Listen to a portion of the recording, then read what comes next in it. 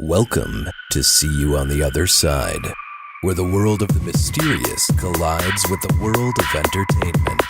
A discussion of art, music, movies, spirituality, the weird, and self-discovery. And now, your hosts, musicians and entertainers who have their own weakness for the weird, Mike and Wendy from the band Sunspot. 13 below is the temperature I woke up this morning when I looked at my watch. It's at 13 below zero. Yeah, it's horrible. Yeah, so we have finally gotten below zero in Wisconsin, and Wendy and Scott aren't even here to enjoy it. Right, they wouldn't know anything about that, would you? We've fled. Yeah, we're missing out. Sorry, guys. Yeah. Oh, so sorry. Yeah. Now, where are you? We are in Los Angeles, California, and it's about 60 degrees here. And, Only 60? So you wear like a sweater and like a hoodie? Yeah, it's pretty rough. It did rain the first day we were here, so have sympathy. Yeah. Oh, yeah. All right. But if you go outside, it won't kill you. Yeah. I mean, that's the difference. Well, anyway. No, it's nice, and sorry to hear about the snowstorm back there. Mm-hmm. Yeah. Oh, it's no big Terribly deal. sorry. You know, it's been a really easy winter so far, so it just all came in one weekend. Yeah, right. And so we That's had how it basically happens. winter started in one weekend. And we're not one to complain. It's just I had to get up and go to the gym this morning. Right. So that I saw the negative 13 below, the idea of moving outside scared the crap out of me. Yeah. But the thing is, it wasn't paranormal crap scared out of me. Right. Have you guys gone on any paranormal adventures where you might have pooped a touch? No, we've been paranormal sightseers, really. We haven't been investigating, but we've been visiting. We've gone to quite a few really fun places. Just last week, I think it was, we talked about the Black Dahlia, and we visited the Millennium Biltmore Hotel, which we've been to in the past as well, but still, it's just always so amazing to see. But that was the last place that Elizabeth Short was seen alive. And something that I loved from it is, they had hosted the Oscars a time or two way back in the golden era Hollywood days. They've got their, Wall of Fame, their Hall of Fame of just like glamour photos and all this. And they actually have a photo of Elizabeth Short kind of honoring her that she was last seen at this building. So it's kind of neat that they weren't glossing over the dark part of their history too, that they were, she's part of their history and they weren't shying away from that. Which was interesting because we didn't see that the last time we were there. I didn't notice it, at least. I can't imagine I would have walked past it and not noticed it. It really jumped out to me.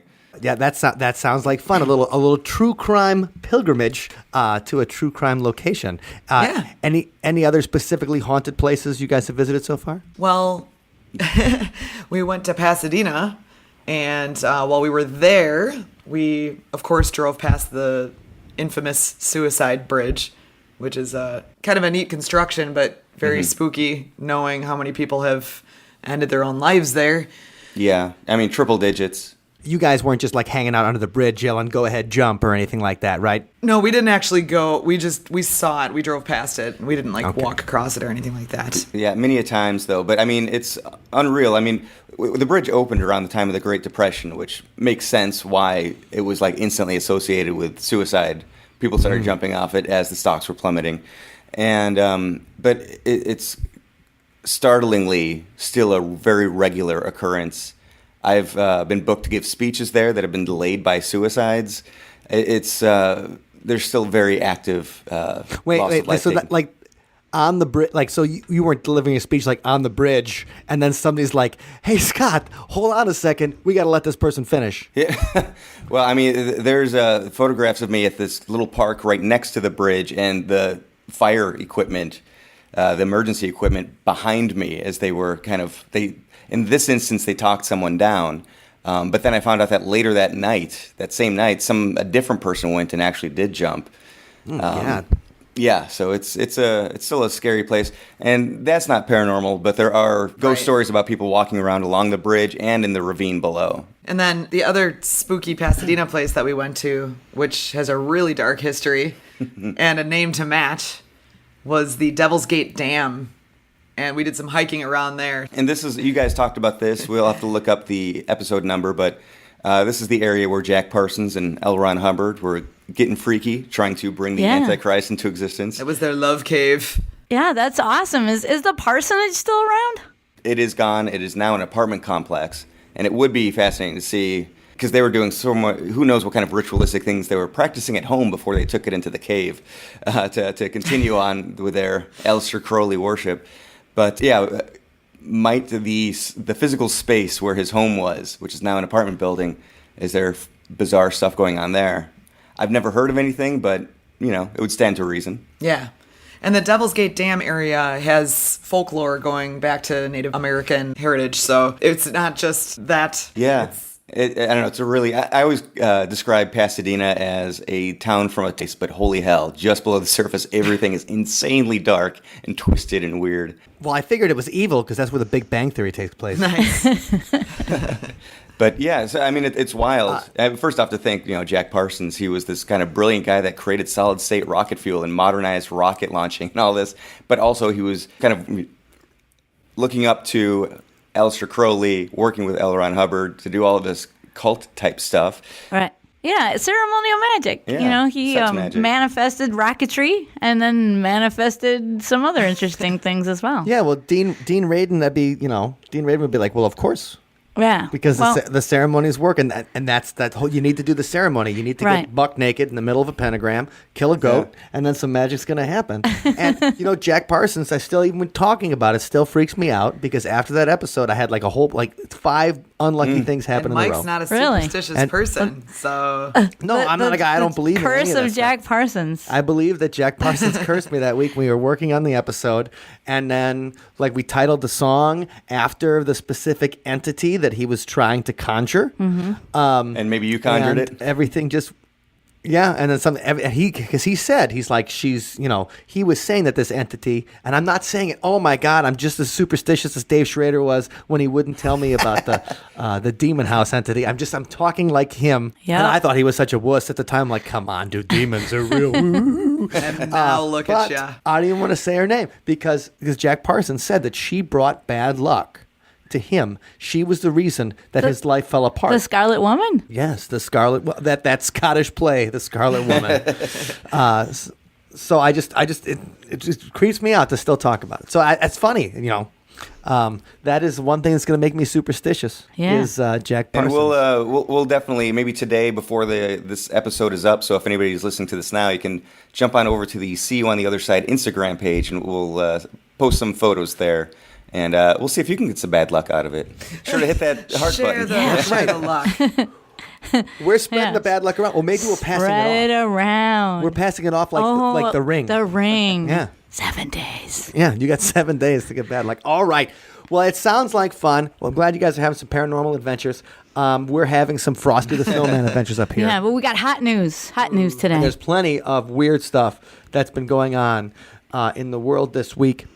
We haven't talked about this in the show yet, but I kind of wanted to bring it up today because it's been filling my Facebook feeds and my Twitters as people talking about the new History Channel show, Project Blue Book. Oh, yes. Yeah. And Allison, you were at the Chicago premiere of Project Blue Book. I were you not? was, and I just actually watched the second episode last night. And his Littlefinger, you saw on the big screen, Littlefinger, I mean, Aidan Gillen wasn't there, right? Like, I was wondering, is he that good looking in person or whatever? He kind of looks mousy. The actress that plays the wife was there, and the actress that plays the lieutenant that assists J. Allen Hynek was there, but not the actor that plays J. Allen Hynek. But J. Allen Hynek's actual son was there. Oh, Interesting. okay. And the thing is, this continues in the great tradition of American shows over the past, decade, where they take quintessential American characters and they have a actor from the UK play them. Oh, yeah.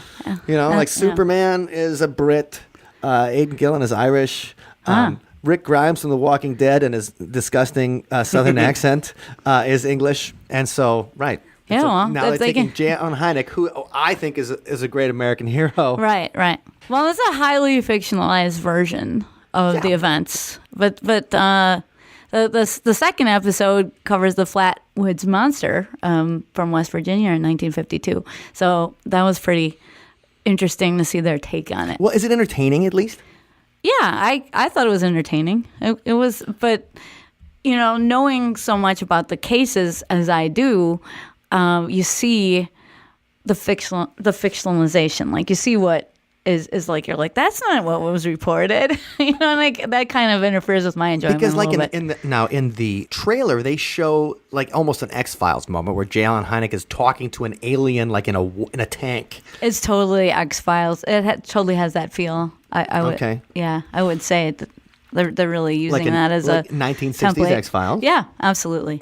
And that's exciting. But the thing is, Mark O'Connell, who we've had on the show a couple of times, and actually I wanted to bring him on to talk about this, and we will when the season's over, maybe do a compare and contrast of the episodes. And a member of our childhood Scooby gang. Yes. He is so offended Yeah. by Project Blue Book. Like, first of all, because I think they took a lot of information out of his book, the Close Encounters Man. Right. Well, I mean, he did the real research. I mean, I think that's the rub, that he knows what really happened and he thinks it's good enough to be that story. And then people are going to watch this highly fictionalized version of events and they're going to think, well, that's what really happened to J. Allen Hynek. So, why not just dramatize the real story?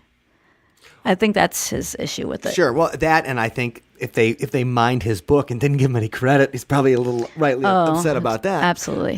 But the New York Times featured an article this week specifically, and they used Mark as a fact checker. So they nice. called Mark to check the facts. Written by Ralph Blumenthal and Leslie Keene.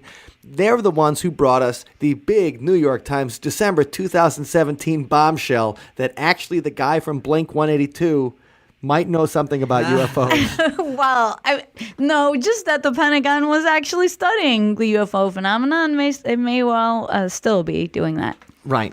But they said a thing like, the name of the article is Project Blue Book is based on a true UFO story. Here it is. And of course, the picture they show is Aidan Gillen as J. Allen Hynek talking to the alien in the tank, like it's Independence Day. But then it also says there's flagrant embellishment.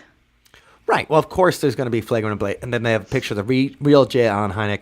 And they talk about the fact that Project Blue Book did research tens of thousands of cases and did come up with about 700 that they could not find possible explanations for. And, some people online are also saying that Project Blue Book is another way of preparing us for disclosure. Yeah. And I'm ready. right, I am ready for the. Now the thing is, we didn't get into this with Robbie last week as much as I wanted to. Disclosure. Why would they not? Like, what's the advantage of not telling us the fact that we've been talking to UFOs? Like, what's going to change the world about? I mean, besides that, I think it opens the government up to a lot of legal cases, perhaps. Like Air Force pilots going missing, or being shot down by UFOs, like the famous Thomas Montel case, I believe. If they disclose, we knew all about it, then people might say, well, you could have done something preventative. So I think by saying they can't, they don't know anything about it, or disavowing that it could be true, they're taking themselves out of at least some legal responsibility, and they're also saying to people that there's nothing to it, instead of saying there is something to it, we don't know what it is, and we have no control over it, or nothing we can do about it. Well, I think it's like a somebody that cheats on their spouse or something like that. Like, if they said it right away, they might get away with it. Not get away with it, but they might be able to work through it or whatever. But if they keep it going for like a year or whatever, like, now it's bad. I mean, it always was bad, but now it's like something you're like, oh my God, you're keeping secrets. So I think if the U.S. government, because now we're not in the age of as much secrecy, at least that we know about, as it was in the 50s and 60s. And this is kind of what I wanted to get to for what I wanted to talk about this week, was that they really, we talk about MK Ultra, the CIA keeping things from us. J. Edgar Hoover, when his FBI, just bugging everybody without a wiretap, kind of thing, and using that as blackmail to get what he wanted politically. All of those kind of things in the 50s and 60s, it really feels like there was the normal populace, so what we've referred to as like the golden age, 50s, picket fences, happy days, things like that. And then, the government's keeping things from us, quote unquote, for our own good. Mm-hmm. And I feel like, that's the time they were doing like plutonium experiments. Let's release a cloud of plutonium over Seattle and see what happens. You know what happens? Hipsters. This is why we have hipsters. Because of the cloud of plutonium. But the thing is, the Department of Energy had to come out in the 90s and apologize. They're like, oh, yeah, there was some extra cancer because... Oops. We thought we'd just dump a cloud of plutonium over things. And then MK Ultra, and then they're giving people acid and they're freaking out. And so this whole thing of this shadow government in America's golden age is terrifying. And I think if they're going to reveal that, they're going to make people lose trust in the government even more. So I think they just kept the secret too long that even if it would be a good time for disclosure, they're like, oh, this is going to make us look really bad. Really bad. And that whole secrecy thing. Now, we are talking today on Martin Luther King Day. Mm-hmm. So that's when we're recording. If you guys have the day off, good on you. Hope you're enjoying it. And you're probably listening to this the day after, so we hope you enjoyed your day off and did something stupid and crazy. But so here, just came on TMZ. Reputable source. Over the weekend. Well, a reputable source. 60 prominent citizens are marking Martin Luther King Day for calling for new investigations into the assassinations of 4 men, the big ones of the 1960s. John F. Kennedy, Robert F. Kennedy, Martin Luther King, and Malcolm X. This is the Truth and Reconciliation Committee.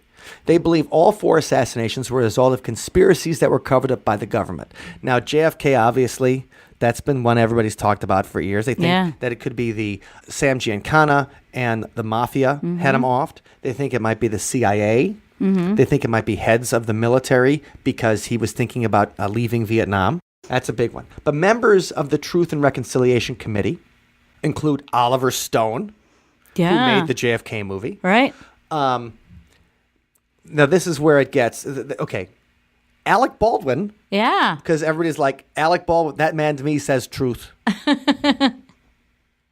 Martin Sheen, who played John F. Kennedy famously. Mm-hmm. Rob Reiner. Oh, my gosh. Meathead from All in the Family wants the truth. Mort Saul, who's like 91 years old. He was a political comedian that was popular in the 60s. Daniel Ellsberg from the Pentagon Papers. Okay, now, Robert F. Kennedy Jr., the son of RFK. Now, he doesn't believe that Sirhan Sirhan, who's the man convicted of killing his father in 1960, he doesn't believe that Sirhan Sirhan killed his father. He thinks there was a second gunman and that Sirhan Sirhan was framed. And, what I always thought was he had to be framed because he's got... Sirhan Sirhan is like a name made for... Like, he's going to be like... It's going to be Sirhan Sirhan at Caesar's Palace. Like that kind of... He's got a name made for celebrity. Robert F. Kennedy Jr. is also like an anti-vaxxer type. Mm-hmm. So he's not one to shy away from conspiracies. Or controversy. Right. Yeah. And he'll talk about it. Like the thing is, he'll say it. He doesn't sound crazy. He's done research and things like that. And I think he's been in a few documentaries. So he's not one to shy away. But also Coretta Scott King. Wow. Oh, man. Martin Luther King's wife. She thought that...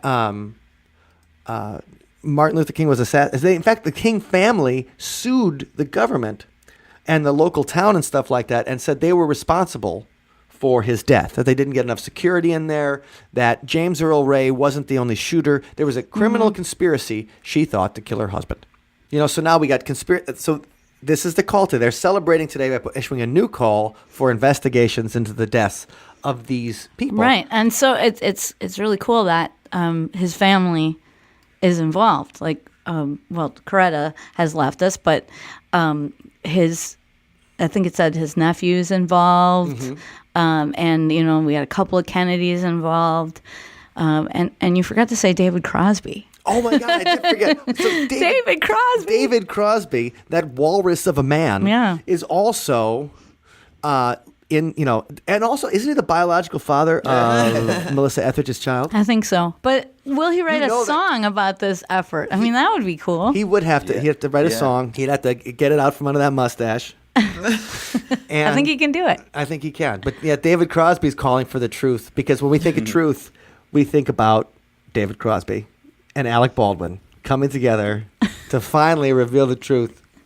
But no, it's cool. I mean, celebrities can bring attention to a story. Well, and David Crosby has, so many songs from the time. That's true.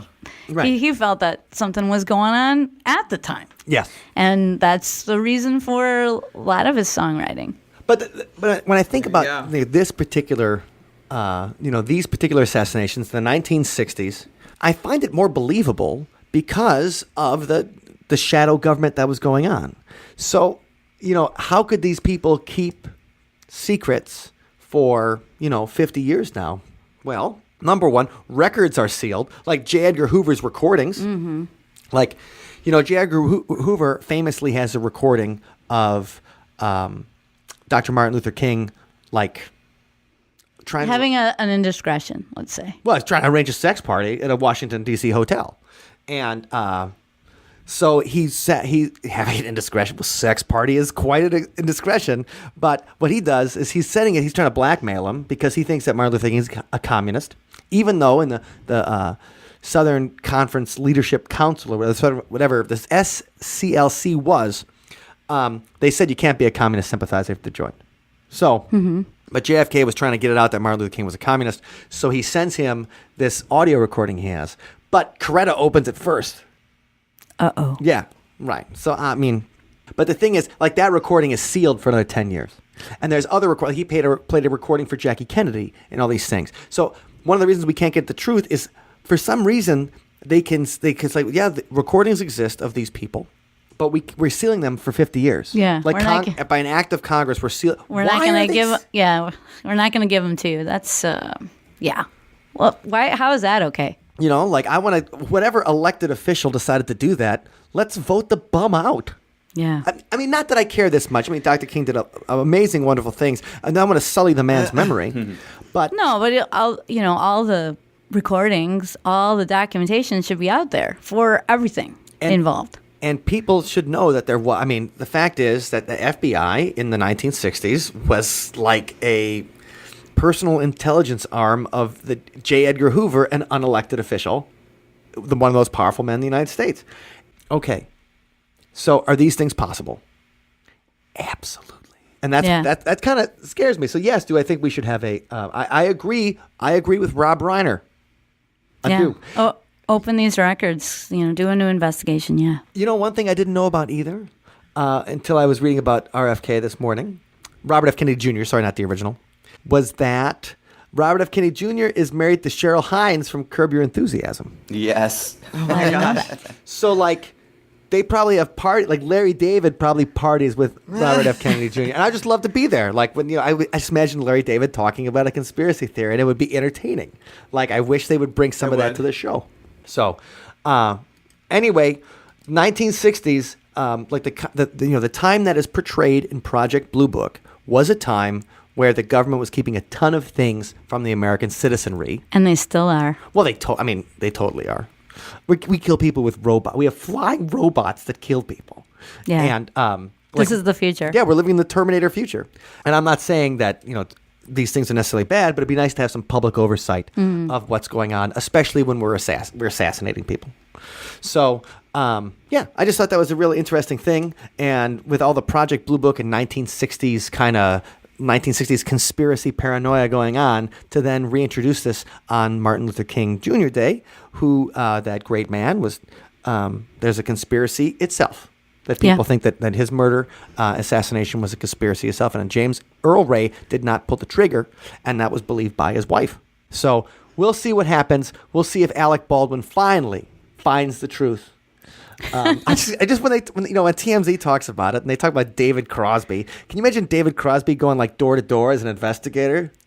What did you see in 1968? I'd like to see it. Do you have any blow? I'm tired. I'm sorry. Well, he went to jail. Hey, he went to jail. I can make fun of him. Okay. Anyway, so that's my story for the week. Allison, you also have a UFO related kind of thing, don't you? Yeah, I'm back on the Oumuamua. All my gosh. Oumuamua was in the New Yorker. And, that's big news, I think, because they don't usually cover strange phenomena or possible alien evidence of alien Yeah, intelligence. the New Yorker is no 40 in Times, let's Right, say. absolutely or not. Fate magazine. Yeah. And so they had an article this week about it, and the reason that I paid extra attention to it is it was an interview with Abraham Avilob from Harvard. He is the head of the astronomy department there at Harvard. And they had an interview. We just talked about him in the last couple episodes, too, because he's everywhere. He's all over the news. Avi Loeb is everywhere. Yeah, so they talked to him as well and talked to him about Oumuamua and what made it such a strange thing. And he had several reasons, and he really, the thing about it is it's really a good article. I would encourage everyone to read it because it's kind of combative in a way. Well, the New Yorker is known for its quality writing. Yes. So the interview is seems a little bit contentious at points, but most interesting to me is that the interviewer really gets Avi to talk about these different reasons why Oumuamua is so peculiar.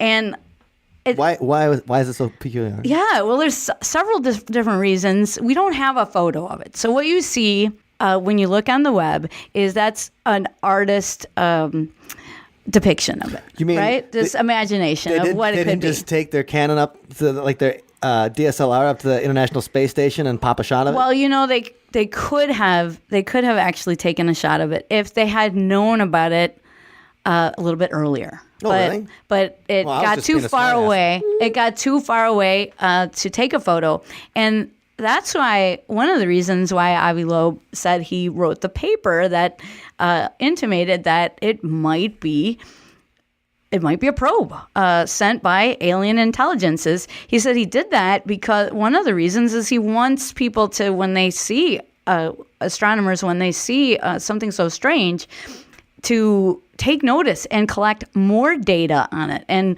get a picture. And because everything we have now about it is based on the math. And so this was really delineated well in the article. So I actually had to read it like several times over, but I think I have it down. So here's one of the reasons. This Oumuamua, which was discovered October 19th, 2017, this interstellar object, coming into our solar system, spotted by the telescope on top of Maui's Mount Haleakala, it shouldn't even be here. And that's something that one of the reasons that Avi put out in his paper. Wait, why shouldn't it be here? Like, what is it? He like, said you make it sound like you weren't invited. Like there's an intergalactic party. This is the first interstellar. Like, smells bad. The first interstellar object that has come into our solar system, he says, and it's out of range because although comets come in, they have a way of propulsion. They have gases that degrade and outgas and push the comet forward. That's their way of movement. But this object was like no comet and like no asteroid that has ever been encountered by scientists before. So it's not gassy. It's not gassy. Thank God. So, and it's out of range because everything that is moving in the solar system is moving at a certain rate. And so this object to be here has to have some kind of propulsion to get it here in the first place. And the movement is also too slow compared to other objects around it. So like in doing the math, this is what they discovered. So it doesn't have they don't know what's propelling it. Right. And also it's not reacting to the same gravity as other things would be, just to be yanked around. It's out of orbit according to what you would expect from regular gravity. All right. So they're like, what is propelling this thing? And it's moving too slow, as if it's under some kind of intelligent control perhaps, and it spins every 8 hours. And this is unchanging. I mean, objects can tumble in space, but the regularity, the periodicity of it every 8 hours spinning was strange. Also, the shape is strange. Like in the depictions, the artist interpretations that you see online, you know, they show it as kind of a cigar-shaped Yeah, it looks like a rock. big space log. Right, big space log. But Avi Loeb and others think that it might actually be pancake-shaped based on the math. Ooh. So the math shows now that I'm getting hungry. It is strangely shaped compared to any other space object that has ever been encountered. So people were wondering, well, is it a comet if it has some kind of propulsion? So they did calculations and collected data on that point, and they found out there's no evidence that those kinds of particles coming from the comet. It's not gassy. And so everything that usually shows up as evidence of a comet, they can't find any evidence surrounding Oumuamua. Okay. That it's a comet at all. And it's shiny. It's by a factor of 10. Like usually the brightness of an object is a factor of 3. And this one is the brightest object. And they said shiny, which I was first like, do they mean like, you know, like a sheen, like chrome? I mean, what do they mean? But it's not like an asteroid. Is their point? Hold on, how big is this thing though? Oh, well, they think it's huge. That Right, you know, right. they don't know exactly. Oh man, that's huge. Like how huge? Like 10 miles across? 100 miles across? That's a good question. I don't think I know that I don't have that information, but I don't know that they do. But it's a huge object. Because the thing is, a flying space pancake that's shiny sure sounds like a flying saucer. I know, to me. right? And it was at the interviewer too. I mean, it was interesting to me about he was like, well, don't you think we're primed to think it's alien by, you know, all this media and everything out there? Of course, you know, people are going to jump to the conclusion that it's alien. And Avi Loeb is like, no, that's not why I'm making these assertions that it could be an intelligently controlled probe.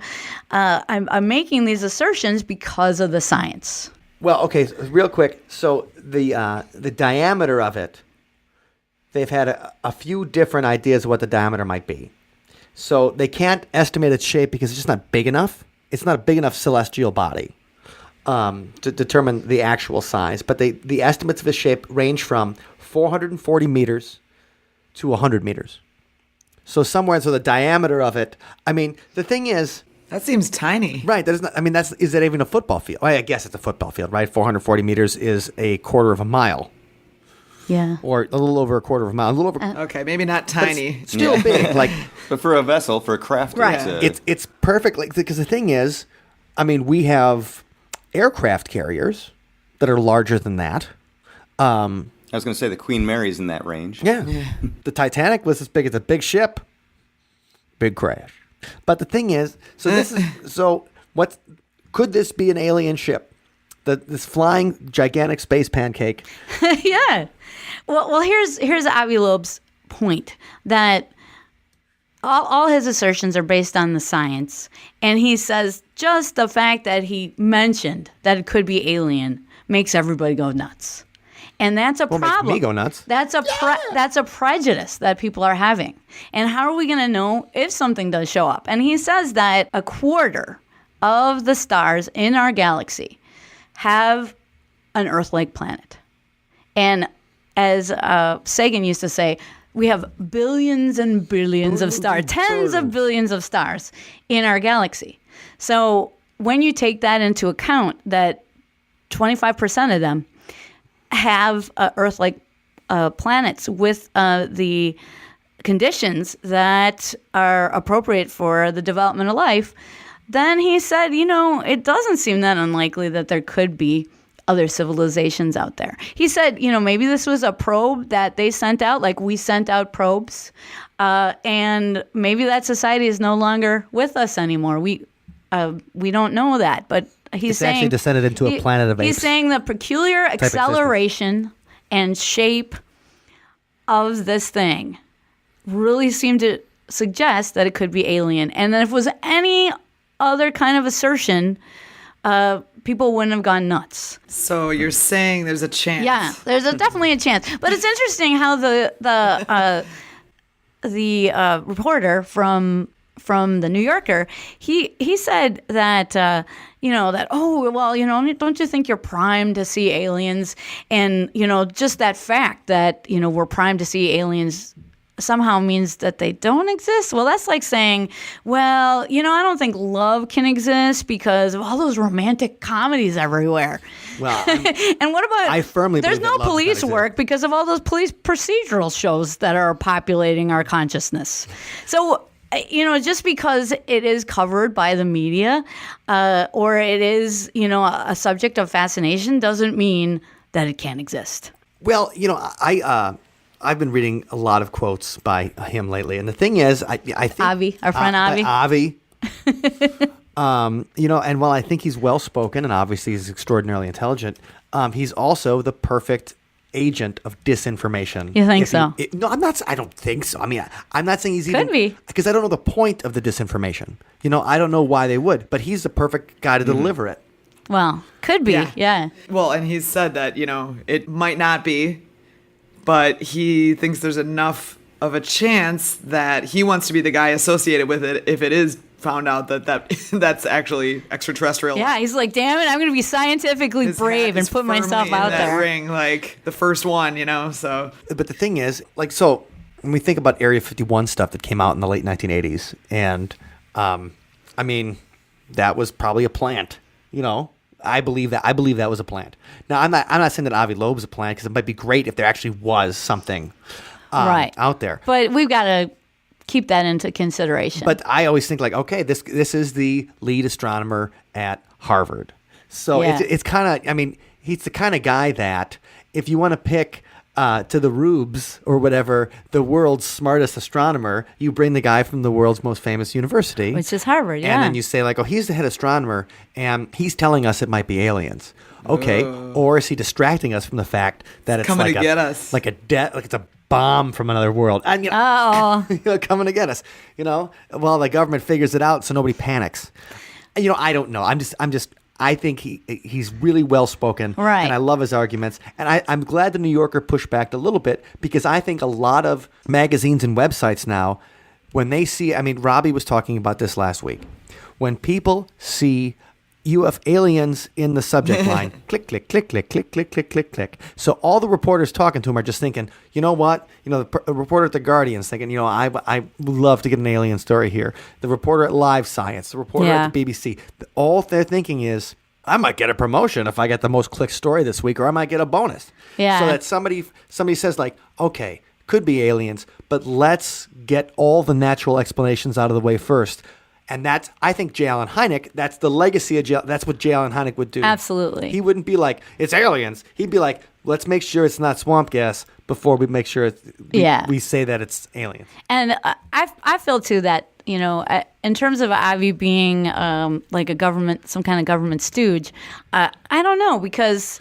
I don't think it's a stooge. I think he might be in charge. Okay. Well, I think the fact that he's been involved in the search for extraterrestrial intelligence makes before, him a perfect plant.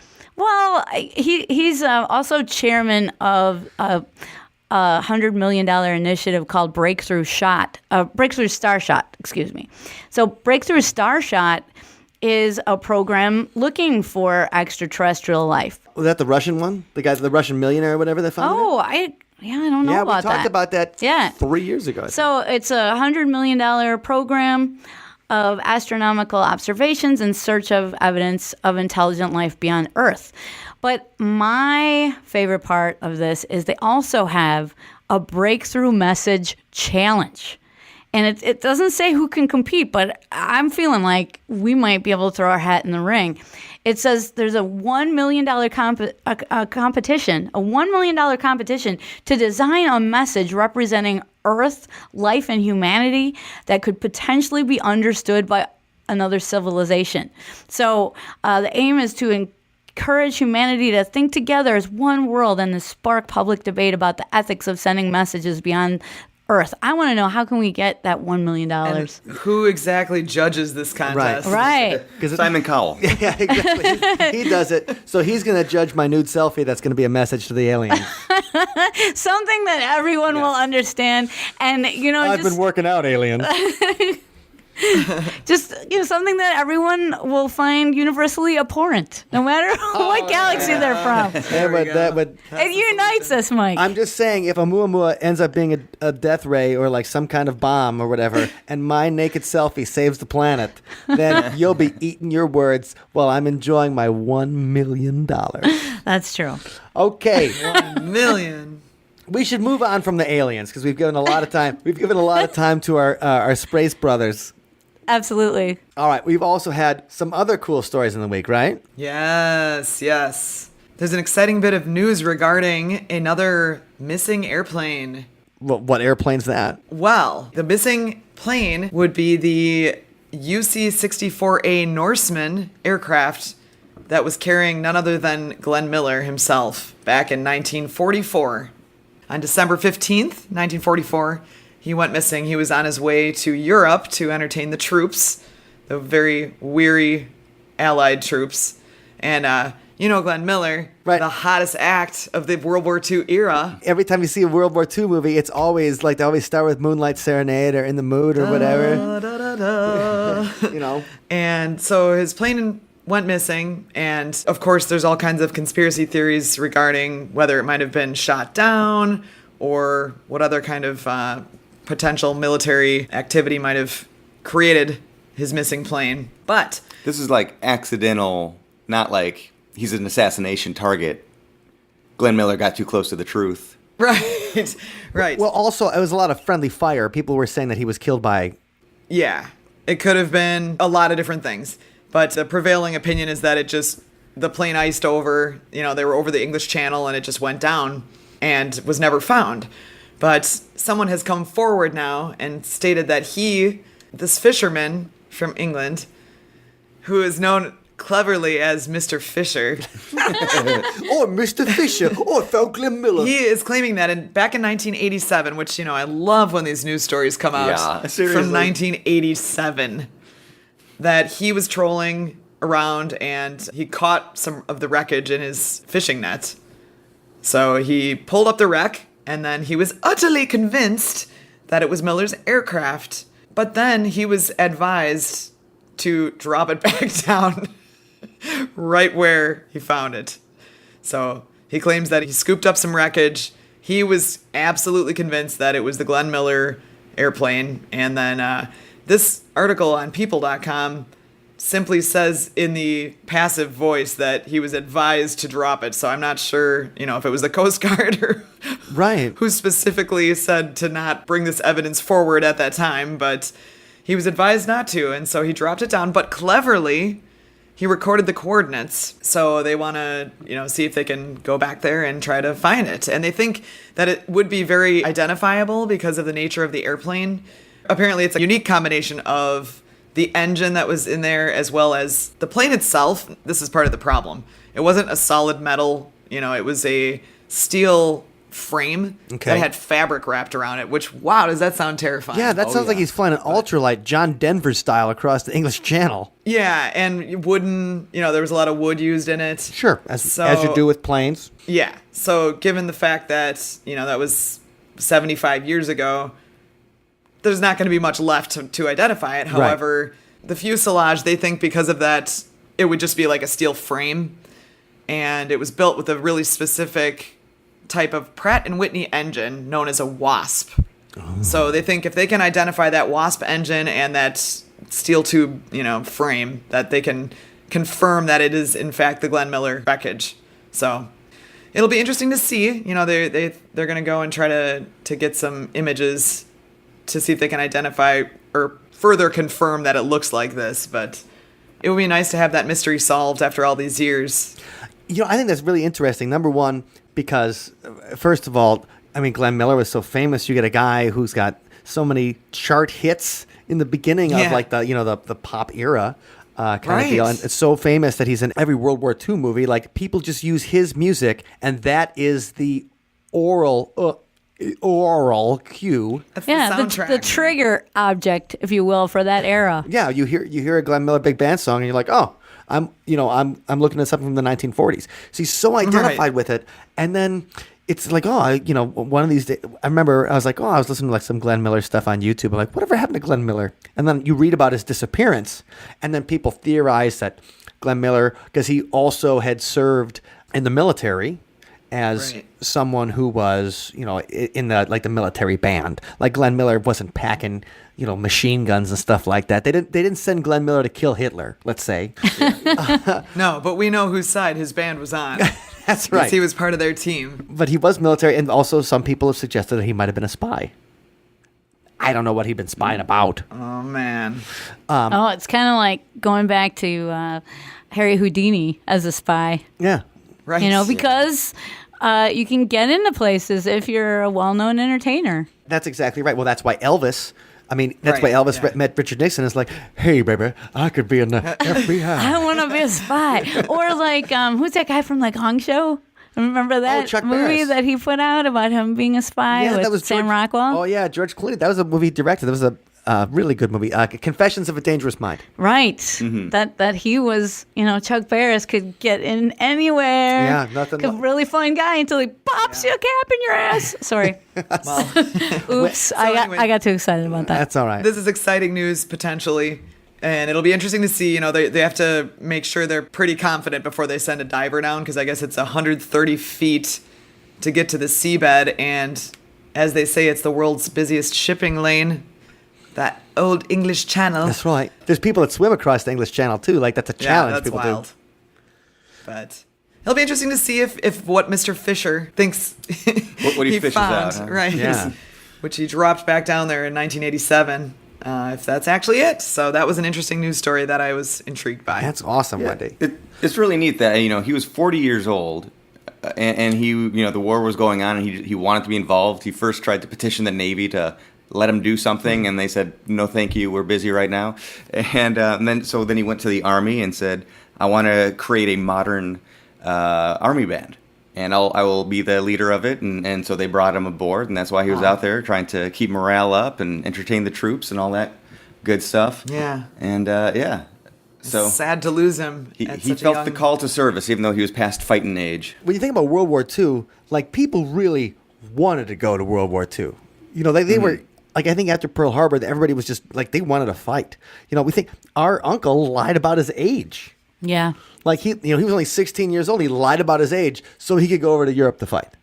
Yeah. And when I think about when I was 16 years old, if somebody's going to send me over to the Middle East, I'd have been like, nope.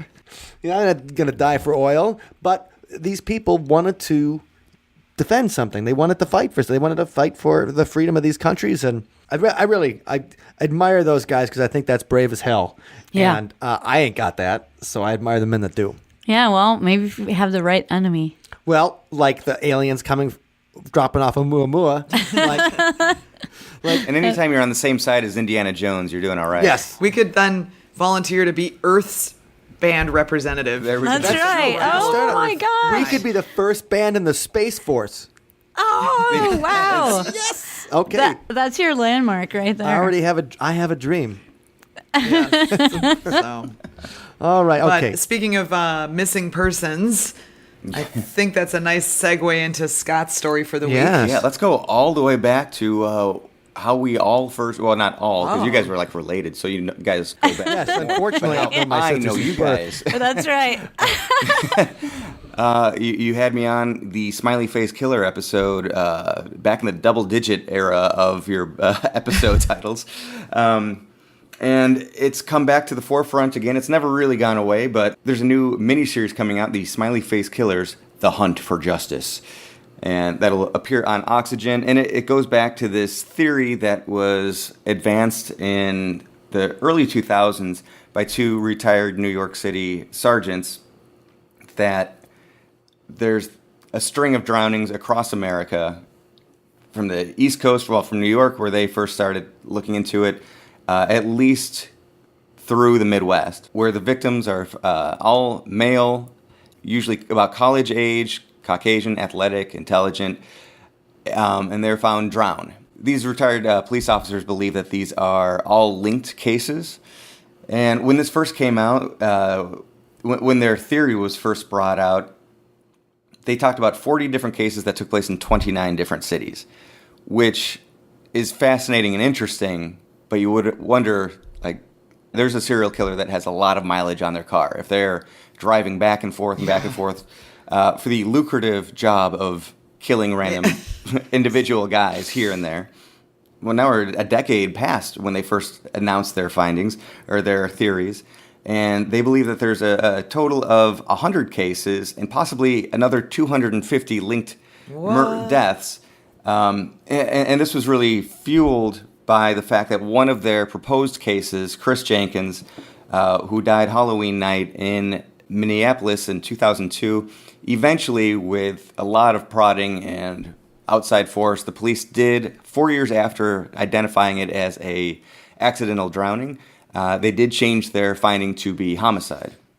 And I think that added a lot of fuel to the fire and told them that they were on the right track. Whether they were or not, that they took that as an endorsement, and no other case has yet been turned around to look the other way yet, to be ruled a homicide.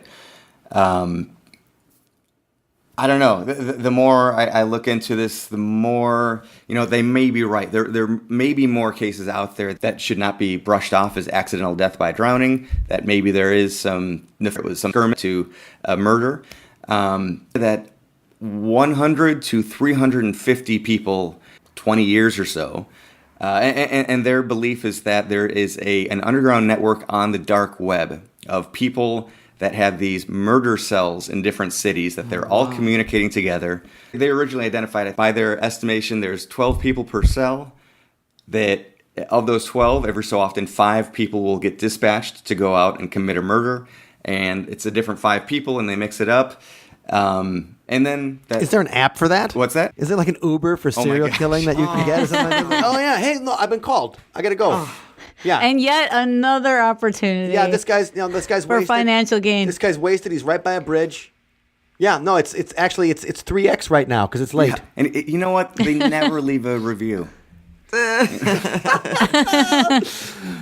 that's 5 stars, was painless, though. went quick. Well, let me ask you this, because I know other podcasts have been talking about this too, and talking about maybe, it's just not a murder cult, but maybe it's a vampire murder cult, or maybe it's some kind of magic group, like some black magic group of people that is looking for sacrifices. There's been all kinds of things that have been bandied about regarding that. And, some have suggested that some of the bodies were actually drained of blood. And I don't know if there is if there's any veracity to that, but you know a lot more about it than I do, Scott. So I just wanted to send that your way and see what you had to say about it, because I've heard this on other shows. Sure.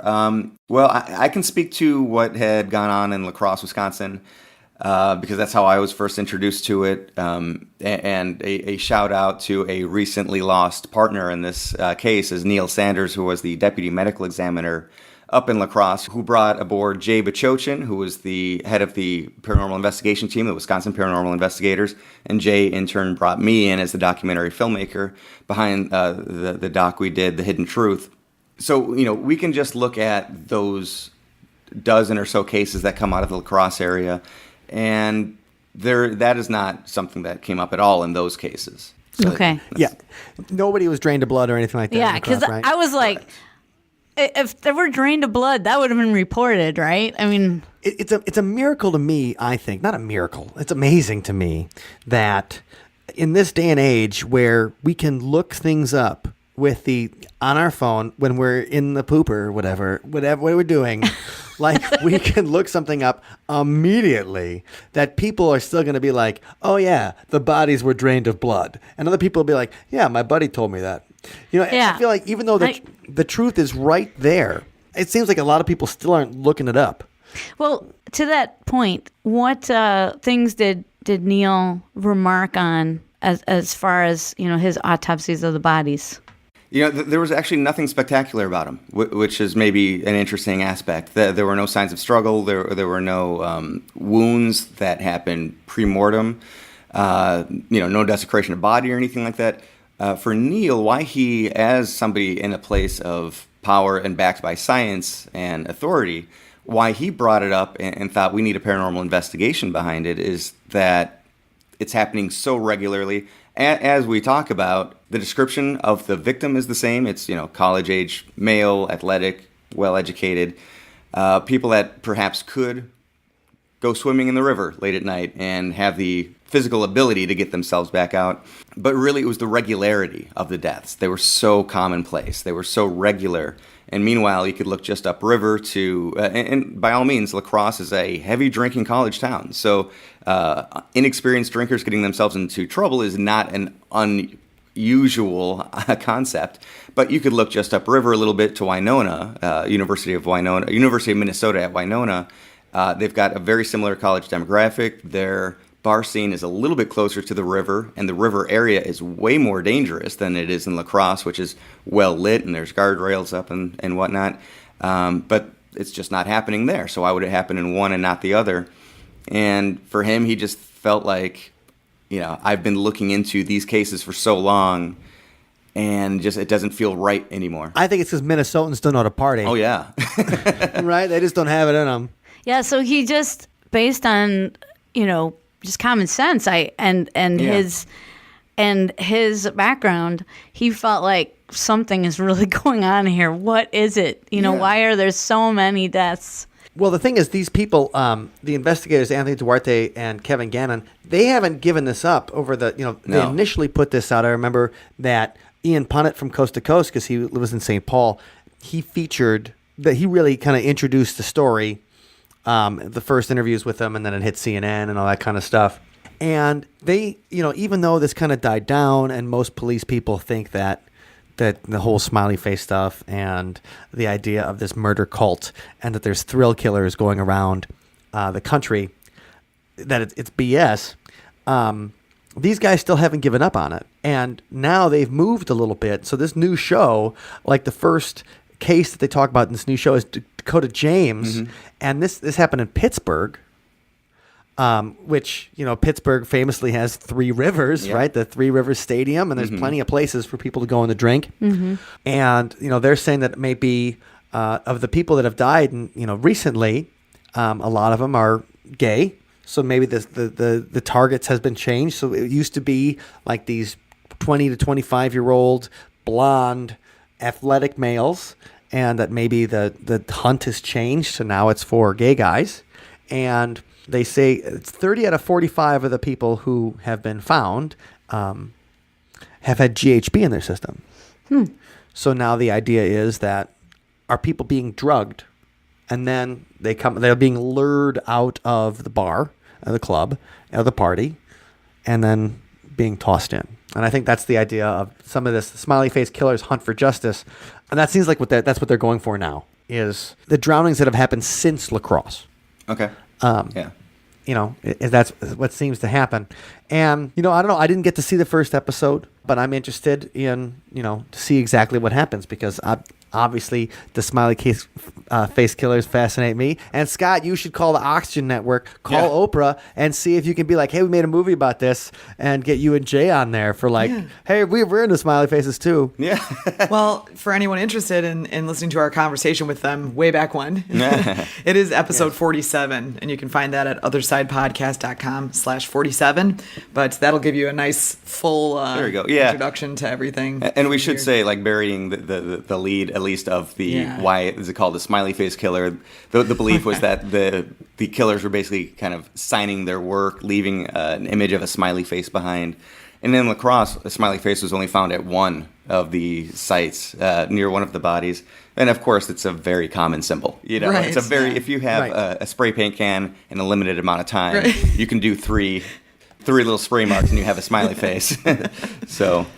Yeah. Well, it's this is the kind of thing that people drown in the river. Now, it's hard to say. Nobody wants to think that somebody just gets too wasted and falls in the river. And when you find a pattern of it over time, you want to find somebody to blame for it. Well, why isn't it still going on? People still get off their face every Saturday night, probably. Well, in La Crosse, though, the Cass Street Bridge that goes over the Mississippi River has also been built up from where it was like in the 1990s and the 2000s. But what about Winona now? Or that's the community? Or in Winona State, they just don't drink as much, probably. No, I don't know. I'm just saying in La Crosse, maybe one of the reasons it's harder to get over the bridge. But the bridge that Chris Jenkins went over, the Hennepin Avenue Bridge in Minneapolis, we go to it on the Minneapolis Ghost Tour. You guys been to that bridge? Like you have to like get a ladder to climb. Like if he wanted to go over it, like he could go down the stairs and then try to jump or something. There's like if you want to go over that bridge, you want to die. But here's the one that it was turned out to be they changed the determination to be homicide. Right.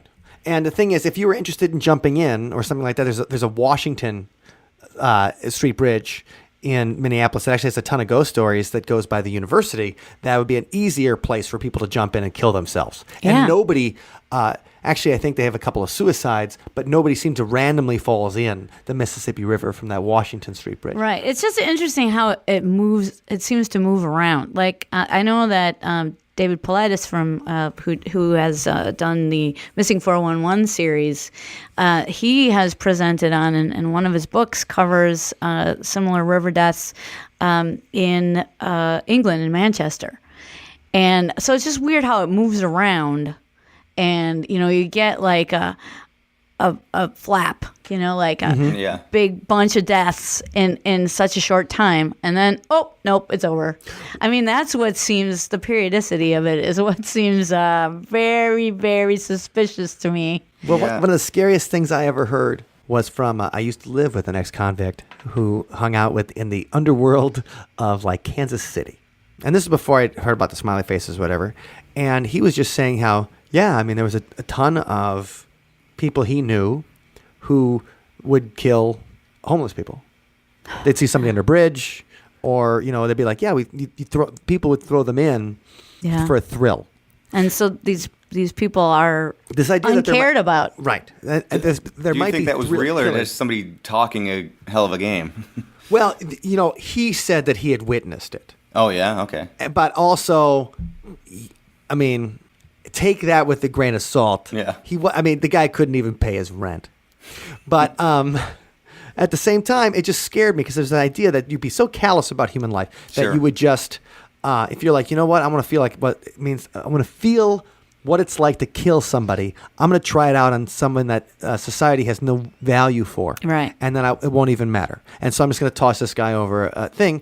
And, I think he was using it to tell a story of how these people that he used to run with were psychopaths, that they had no feeling towards humanity.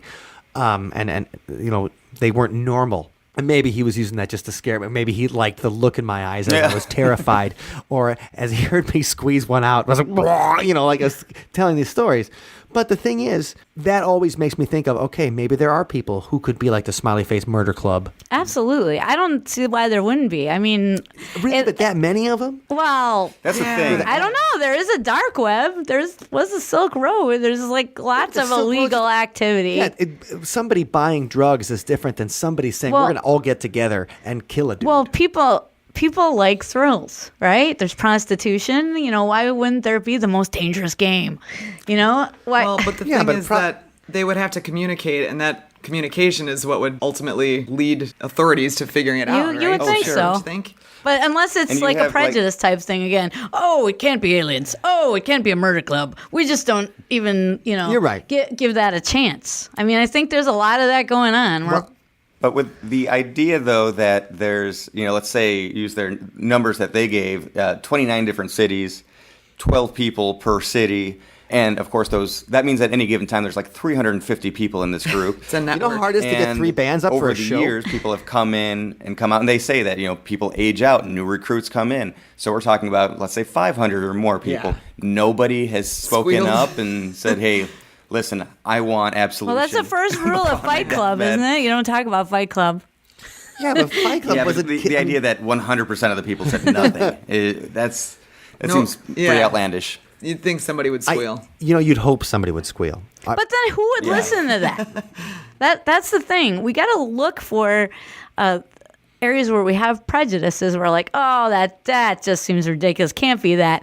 And, we got to look a little bit closer into those areas because, I think that precludes, future discoveries. If we already think we know what everything is about. Well, I'm with you, and I think that Anthony Duarte and Kevin Gannon, they're getting the fact. I mean, they're getting an Oxygen Network series. I know, and it was even covered in Cosmo. It's in Cosmo. Oh, boy. It's all over. It's on Entertainment Online. It must be true. It's on Oprah's network. Yeah. So, I mean, Oprah is a member of the Smiley Face Murder Club. The reason that nobody talks about it is because she gave them all Ah. Anyway, the jokes write themselves. But, all right, that was a fun episode. It was fun talking about the latest in paranormal weirdness with you guys. Allison, if they want to find more about you, where can they do that? MilwaukeeGhost.com and HawaiiParrotCon.com. Scott, if they want to see some of your latest adventures, pictures, stories, where can they do that? Yeah, definitely whatsyourghoststory.com and all over social media at What's Your Ghost Story. And Wendy, if they want to listen to the latest in Sunspot's weird music, where can they find that? Oh, yes, they can find that at sunspotuniverse.com. And Mike, where can they find the show notes for this episode? OthersidePodcast.com/232. That's where also you're going to find a link to this week's song, going on the theme of, well, the government's keeping something from us for our own good. Paternalism. They think that we can't handle it. They think that they know what's best for us. And that we need a big daddy. And we need a big daddy to take care of it. Well, this song is about that, and it's called Father Knows Best. You can find that at the show notes, OthersidePodcast.com/232, or you can be able to find it on Spotify in the See You on the Other Side playlist.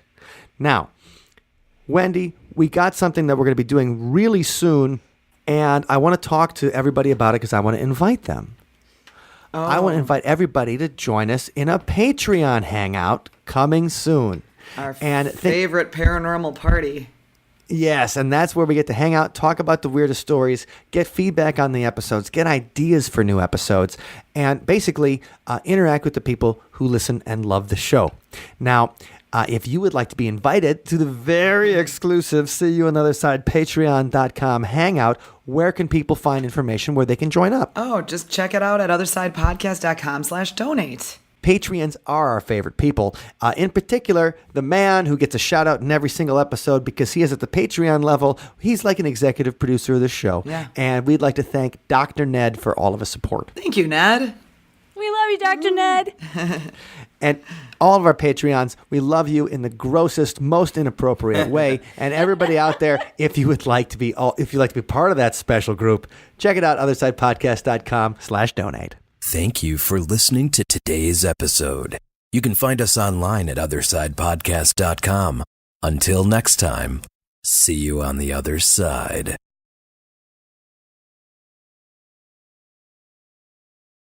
Come on, do demons are real? Woo.